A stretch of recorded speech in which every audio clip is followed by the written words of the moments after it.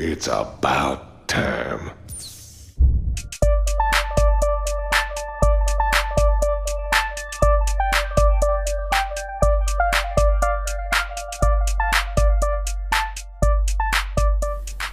What's up guys, and welcome back to yet another Top 10 Weekly. This week we take a look at the best strategy games of all time. Kicking off our list, and with number 10 we have World in Conflict. World in Conflict had a modern day focus and let you play as 3 different factions: the United States, NATO, and lastly the Soviet Union. Everything from the units to the game's world was incredibly detailed. The only drawback is there was no base building and you got assigned resources in the beginning of each level. That didn't make the game any less fun, but I was hoping the World in Conflict would be a modern day version of Command & Conquer Generals, which sadly it wasn't, and that's why it's number 10. At number 9 we have Soldiers Heroes of World War II, which is one of the grandfathers of World War focused RTS games. The game came out back in 2004 and really set the foundations for so many great World War II RTS games that came after it. One of the most standout features was the fact that you could individually aim with each unit. The game was also packed with tons of historical details, such as the tanks taking way more damage to the rear engine side opposed to their front thick armor side. It was little details like this that made Soldiers Heroes of World War II stand out. At number 8 we have Total War Attila. It's one of the most recent entries in the Total War series, and if you know the Total War series, you'll know that no other game does massive land battles better. It's obviously based on Attila the Hun, who was one of the masters of battle back in the day. The game was praised for its improvements in army and character management, as well as its attention to detail. Naturally, the graphics were really good, animation and soundtrack were on point, making it one of the most visceral Total War games to ever see the light of day. At number 7 we have the epic RTS Supreme Commander. It was one of the first RTS games that said, "Unit cap? What the hell is unit cap? You can build as much crap as you like and then take 2 massive armies and just throw them against each other. What happens next? Who knows? The only thing that I can guarantee is that your computer would overheat and it would smell like burnt toast."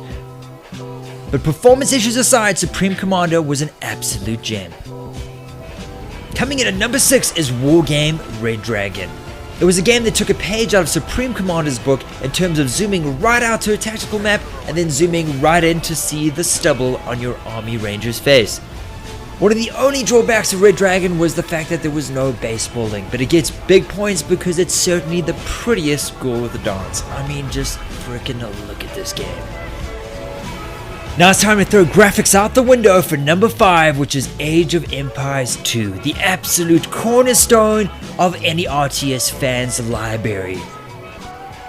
Anyone that played this absolute classic of an RTS back in the late 90s will know that it's probably one of the best games to come out of the decade. However, it's not the best, that's still to come, but we can't help but tip our hats to Age of Empires II for being an absolutely amazing RTS. Coming in at number 4 is Starcraft II Wings of Liberty. You can't put a top 10 strategy game list together without mentioning at least one Starcraft game. I decided to go for Starcraft II because I enjoyed the story way more than the first one. The game sees the original 3 races from the first Starcraft return in the form of the Protoss, the Terran, and of course the Zerg. The game was so perfectly balanced that it was picked up by esports and was played competitively for tons of cash, and that's why Starcraft II has to come in at number 4. Coming in at number 3 is one of the best CNC titles ever made, Command & Conquer Generals. I lost days playing this multiplayer with my friends back in high school. It honestly is one of the best Command & Conquer games I ever played. And still to this day I'm basically unbeatable as the Laser General. I'm just so pissed off that EA cancelled Command & Conquer Generals 2. Why EA? Why do you have to shit on people's dreams like that? Coming in at number 2, the best RTS to come out of the 90s, Warcraft II Tides of Darkness. And I don't care what you say, you are wrong. Warcraft 2 was the pinnacle of RTS greatness in the late 90s. The sequel Warcraft introduced land and sea units to the battlefield, increasing the intensity, and who can forget that amazing voice work? Swabble! And finally, the best RTS of all time, Company of Heroes. Anyone that knows me will know that this is absolutely no surprise and they saw it coming from a mile away. Company of Heroes is so perfectly crafted, you would be surprised it was made by mortal men. It's a squad-based RTS based on World War II that puts a lot of emphasis on point control.